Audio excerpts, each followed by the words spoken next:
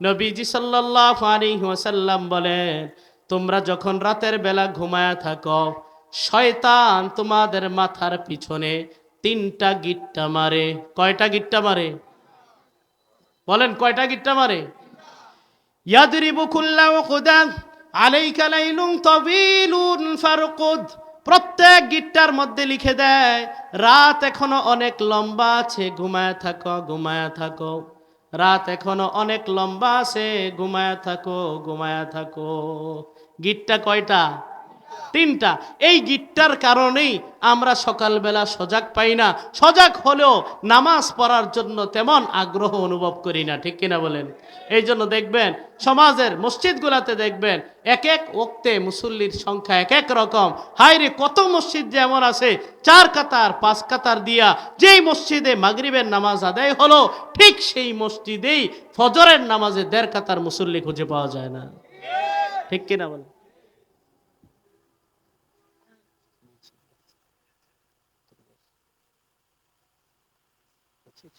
আলহামদুলিল্লাহ। আজকের যিনি প্রধান বক্তা, আসলে রাস্তাঘাটের এমন অবস্থা, আপনি একটা শিডিউল দিবেন, শিডিউলের ঠিক করা রক্ষা করা অনেক সময় সম্ভব হয় না, ঠিক কিনা? এই জন্য আসতেছেন, অল্প সময়ের মধ্যে চলে আসবেন। আমিও তো কোরআন হাদিসের কথাই বলতেছি, নাকি নাকি গল্প করতেছি? কয়টা গিট্টা মারে? নবীজি সাল্লাল্লাহু আলাইহি ওয়াসাল্লাম বলেন, সমস্যা কয়টা? কয়টা সমস্যা? 3টা সমস্যার জন্য 3টা মেডিসিন, 3টা ঔষধ সেবন করবা। নবীজি সাল্লাল্লাহু আলাইহি ওয়াসাল্লাম বলেন, ফাইন ইস্তাইকাদা ফাযাকারাল্লাহ ইন হাল্লাত উকদা। বান্দা যখন জাগ্রত হয়, আল্লাহর নামটা যখন স্মরণ করে, জাগ্রত হয়ে বহার পর বলবে আল্লাহ, সুবহানাল্লাহ, লা ইলাহা ইল্লাল্লাহ, আল্লাহু আকবার। সবচেয়ে উত্তম এবং সুন্নত তরিকা হলো ঘুম থেকে জাগ্রত হওয়ার পর দোয়া পড়বে। কি পড়বে? দোয়াও তো পারি না আমরা, দোয়া পারেন সবাই? আলহামদুলিল্লাহিল্লাযী আহইয়ানা বা'দামা আমাতানা ওয়া ইলাইহিন নুশুর। নবীজি সাল্লাল্লাহু আলাইহি ওয়াসাল্লাম বলেন, কেউ যদি জাগ্রত হওয়ার পর আল্লাহর নামটাকে স্মরণ করে দোয়া পড়ে, ইনহাল্লাতু কুদাতুন, শয়তানের দেওয়া 3টা গিটের প্রথম গিট খুলে যায়। সুবহানাল্লাহ। এই জন্য মুসলমান সকলের প্রতি উদাত্ত আহ্বান থাকবে, আজকের পরে ফজরের নামাজের সময় ঘুম থেকে যখন জাগ্রত হবেন, আল্লাহর নামটা নিবেন, যদি পারেন দোয়া পড়বেন। খোদার কসম, নিজের অভিজ্ঞতা থেকে বলি, দোয়া পড়লে দেখবেন শরীরটা হালকা হয়ে গেছে। সুবহানাল্লাহ। যেহেতু হাদিস বুখারী শরীফের হাদিস, সনদ বড় মজবুত, বলাই যায় এটা অবশ্যই নবীজির কথা। নবীজির কথা এতটাই সত্য, দিনের বেলা দুপুর বেলা সূর্যটা আকাশে দেখা যায়, এটা যেমন সত্য, নবীর কথা এর চাইতে ধ্রুব সত্য, ঠিক কিনা বলেন? এই জন্য দেখবেন দোয়াটা পড়বেন, শরীরটা কেমন যেন হালকা হয়ে গেছে অনুভব হবে। এক গিটটা খুললো, এরপরে ফাইন তাওয়াজ্জা, এরপরে যখন বান্দা ওযু করে নেয়, ইন হাল্লাতু উকদাতুন, আরেকটা গেট খুলে যায়। ফাইন সাল্লা, বান্দা যখন সাহস করে নামাজে দাঁড়িয়ে যায়, ইন হাল্লাতু উকদাতুন, 3 নাম্বার গিটটাও খুলে যায়। সুবহানাল্লাহ। নবীজি সাল্লাল্লাহু আলাইহি ওয়াসাল্লাম বলেন, ফাসবাহা নাশীতান তাইয়িবান নাফসি, ওই লোকটা বড় ফুরফুরে মেজাজ নিয়ে প্রভাতে উপনীত হয়, মনটা বড় ভালো থাকে, যাকে দেখে তাকেই সালাম দেয়। হে মুসলমান ইমানদার, এমন সংখ্যা আলহামদুলিল্লাহ সমাজে আছে না নাই? এর যদি উল্টা ঘটে, ওয়া ইল্লা, ওয়া ইল্লার মধ্যে সব, ওয়া ইল্লার মধ্যে সব, মানে 3ও মেডিসিনের একটাও সেবন করে নাই, জাগ্রত হয় নাই, দোয়াও পড়ে নাই, ওযুও করে নাই, নামাজও পড়ে নাই। নবীজি সাল্লাল্লাহু আলাইহি ওয়াসাল্লাম বলেন, আসবাহা খাবিসান নাফসি কাসলানা, দোয়া পড়লো না, ওযুও করলো না, নামাজেরও খবর নাই, এই লোকটা যখন প্রভাতে উপনীত হয়, শরীরের মধ্যে একটা আলসেমি ভাব থাকে, শরীরের মধ্যে মেজাজটা বড় খিটখিটে হয়ে থাকে, ঠিক কিনা বলেন? সকালবেলায় ঝগড়া বউয়ের সাথে, কি ব্যাপার এত কঠিন ঝগড়া, রাস্তাঘাটে এত কঠিন ঝগড়া, এমন ভাবে একজনের সাথে কর্কশ ভাষায় কথা বলে, অথচ সকালবেলা ব্যাপারটা কি, খবর নিয়ে দেখেন ফজর নামাজ পড়ে নাই, ঠিক কিনা বলেন? এই জন্য নবীজি সাল্লাল্লাহু আলাইহি ওয়াসাল্লাম বলেন, শুনতে খারাপ লাগলেও যেহেতু নবীর কথা আমি এই মঞ্চে বলতেও আমার লজ্জা লাগবে না। নবী বলছেন, যদি কেউ জাগ্রত না হয়, ফজরের আজান শোনার পরেও মসজিদে যদি কেউ যেতে না পারলো, নামাজ আদায় করতে না পারলো, নবী বলেন বালাশ শাইতানু ফি উযুনাই, তার দুই কানে শয়তান পেশাব করে দিয়েছে। নাউজুবিল্লাহ। আল্লাহ আমাদের সকলকে শয়তানের এই পেশাব দিয়া দিনের সূচনা করা থেকে হেফাজত করেন, বললে আমিন। ওযুর 6 নাম্বার ফজিলত হলো, এই ওযু এমন একটা আমল, এই আমলের মাধ্যমেই কাল কিয়ামতে আমাদের নবী আমাদেরকে চিনে নিবেন যে আমরা তার উম্মত। সুবহানাল্লাহ। আমাদের নবী আমাদেরকে চিনুক, এটা চাই কি চাই না? অবশ্যই চাই। এখন চাই দিয়ে আমরা আমাদেরকে চিনবেন কিভাবে? মুসলিম শরীফের 234 নম্বর হাদিসের বর্ণনা, নবীজি সাল্লাল্লাহু আলাইহি সাল্লামের ব্যাপারে হাদিসে এভাবে আসে, আতা রাসূলুল্লাহ সাল্লাল্লাহু আলাইহি ওয়াসাল্লাম আল মাকবারা, নবীজি সাল্লাল্লাহু আলাইহি ওয়াসাল্লাম কবরস্থানে গেলেন জিয়ারতের উদ্দেশ্যে। গিয়ে বললেন, আসসালামু আলাইকুম দার কওমিন মুমিনিন, হে ইমানদার মুর্দেগান, তোমাদের জন্য সালাম বর্ষিত হোক।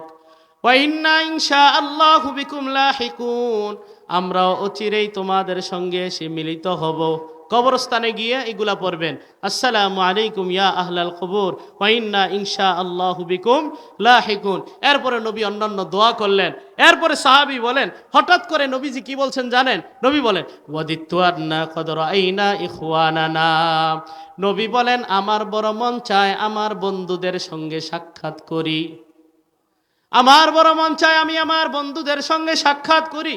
সাহাবায়ে কেরাম বললেন, ইয়া রাসূলুল্লাহ ইয়া হাবিবাল্লাহ আওয়ালাসনা ইখওয়ানাকা, আমরা কি আপনার বন্ধু না? আপনার আবার বন্ধু কারা? আপনার আবার ভাই কারা? নবীজি বলেন, না, আনতুম আসহাবি, তোমরা তো আমার সাহাবী, তোমাদের মাকাম তো অন্যটা, তোমাদের মাকাম তো উর্দে, তোমরা আমার সাহাবী। আমার বন্ধু কারা? ওয়া ইখওয়ানুনা আল্লাযীনা লাম ইয়াতু বাদু, আমার বন্ধু হলো আমার ওই সকল উম্মত যারা আমার জীবদ্দশায় দুনিয়াতে আগমন করে নাই, কিয়ামত পর্যন্ত আমার অনুসারী যত উম্মত আসবে, নবী বলেন তারাই হলো আমার ভাই, আমার বন্ধু। সুবহানাল্লাহ। সাহাবায়ে কেরাম বলেন, ইয়া রাসূলুল্লাহ কাইফা তারিফু মাল্লাম ইয়াতি মিন উম্মাতিকা বাদু, ওগো আল্লাহর রাসূল, আপনার যেই উম্মত দুনিয়াতে এখনো আগমন করে নাই, আপনিও তাদেরকে দেখেন নাই, তারাও আপনাকে দেখে নাই, কাল কিয়ামতে আপনি আপনার উম্মতকে কিভাবে চিনবেন নবী? একটা প্রশ্ন জাগে না? আমরাও তো 1500 বছর পরে আইসা নবীর নামে স্লোগান দেই, নবীর আদর্শ অনুসরণ করি, নবীর সুন্নতের জন্য জীবন দিতে আমরা প্রস্তুত, ঠিক কিনা বলেন? কিন্তু একটা প্রশ্ন তো জাগে, এত আগের নবী এত পরের আমাকে চিনবেন কেমনে? আমি যে তার উম্মত। নবীজি সাল্লাল্লাহু আলাইহি সাল্লাম একটা চমৎকার উদাহরণের মাধ্যমে বুঝিয়ে দিলেন, হে সাহাবীরা, আরাআইতুম লাউ আন্না রাজুলা লাহু খাইলুন গুররুন মুহাজ্জালা বাইনা যহরাই দুহমিন বুহমিন, হে সাহাবীরা বলো তো, মনে করো তোমাদের কারো একটা চান কপাল ঘোড়া আছে। কি ঘোড়া? চান কপাল ঘোড়া, মানে পুরা ঘোড়ার কালারটা একরকম কিন্তু কপালের মধ্যে শুভ্রতা আছে, বুঝে আছে? চান কপাল একটা ঘোড়া যদি হাজার হাজার কালো বর্ণের ঘোড়ার মাঝখানে থাকে, নবীজি বলেন আলা ইয়ারিফু খাইলাহু, ওই মালিক কি তার ঘোড়াটা চিনবে না? বলেন না, চিনবে কি না? কেন চিনবে? কারণ হাজার হাজার ঘোড়া থাকলেও চান কপাল ঘোড়াটা ভিন্ন বৈশিষ্ট্যের অধিকারী, ভিন্নভাবে চিহ্নিত করা যায়, ঠিক কিনা বলেন? নবীজি সাল্লাল্লাহু আলাইহি ওয়াসাল্লাম বলেন, ফাইন্নাহুম ইয়াতুনা ইয়াউমাল কিয়ামাতি গুররান মুহাজ্জালিনা মিনাল ওযু, আমার উম্মত কাল কিয়ামতে এমন ভাবে আগমন করবে, ওই যে দুনিয়ায় থাইকা ওযু করেছিল, এই ওযুর কারণে তাদের হাত পা গুলো, তাদের চেহারাগুলো নূরের মতো চমকাইতে থাকবে। সুবহানাল্লাহ। ওয়ানা ফারাতুহুম আলাল হাউজ, নবীজি বলেন আমি আগে আগে গিয়া হাউজে কাউসারের পারে গিয়া অবস্থান করব, যার মধ্যে এই আলামত পাবো, যার মধ্যে এই নিদর্শন পাবো, আমি নবী আমার উম্মত মনে করে তাকে হাউজে কাউসারের পানি পান করায়া দিব। সুবহানাল্লাহ। তাহলে ওযুর ৬ নাম্বার ফজিলত হলো এই ওযুই হচ্ছে কাল কিয়ামতে আমাকে আপনাকে নবীর উম্মত বলে চিনার অন্যতম আলামত। সুবহানাল্লাহ। ওযুর ৭ নাম্বার ফজিলত হচ্ছে ওযু করার পর ছোট্ট একটা আমল করবেন, আল্লাহর নবীর ঘোষণা তার জন্য জান্নাতের একটা নয়, দুইটা নয়, ৮টা দরওয়াজা খুলে দেওয়া হয়। সুবহানাল্লাহ। তিরমিজি শরীফের ৫৫ নম্বর হাদিস, নবীজি সাল্লাল্লাহু আলাইহি সাল্লাম বলেন, মান তাওয়াজ্জা ফাআহসানাল ওযুআ সুম্মা ক্বালা আশহাদু আন লা ইলাহা ইল্লাল্লাহ ওয়া আশহাদু আন্না মুহাম্মাদার রাসূলুল্লাহ। নবীজি বলেন, কেউ যদি উত্তমভাবে ওযু করার পর কালিমায়ে শাহাদা পাঠ করে, এটা পারেন না সবাই? বলেন না, সবাই পারেন না? আশহাদু আল্লা ইলাহা ইল্লাল্লাহ ওয়া আশহাদু আন্না মুহাম্মাদান আবদুহু ওয়া রাসূলুহু। অবশ্য তিরমিজি শরীফে আরেকটা দোয়ার কথাও আছে, মুসলিম শরীফে এই দোয়ার কথাটা নাই। দোয়াটা কি? পারলে ওই দোয়াটাও পড়ে নেবেন। এই দোয়া পড়বেন, আল্লাহুম্মা জাআলনি মিনাত তাওয়াবিনা ওয়া জাআলনি মিনাল মুতাতাহহিরিন। নবীজি সাল্লাল্লাহু আলাইহি ওয়াসাল্লাম বলেন, এই ছোট্ট আমলটা কেউ যদি করে, ফুতিহাত লাহু আবওয়াবুল জান্নাতিস সামানিয়া, এই বান্দার জন্য জান্নাতের ৮টা দরওয়াজা খুলে দেওয়া হয়। ইয়াদখুলু মিন আইয়িহা শাআ, জান্নাতে ঢুকতে ৮টা দরওয়াজা তো লাগবে না, একটা দরওয়াজাই যথেষ্ট। ৮টা কেন? বলে তার সম্মানে। সুবহানাল্লাহ। তাহলে ওযুই হচ্ছে এমন আমল যে আমলের মাধ্যমেই আল্লাহর সন্তুষ্টি অর্জন করা সম্ভব। সুবহানাল্লাহ। ওযুর ৮ নাম্বার ফজিলত হলো ওযু করার পর, উত্তম রূপে ওযু করার পর মসজিদে গমন করবেন। এই মসজিদে গমন করতে এক এক কদমে কদমে আল্লাহ এক একটা গুনাহ মাফ করবেন, ১ গুণ মর্যাদা বাড়ায় দিবেন। সুবহানাল্লাহ। মুসলিম শরীফ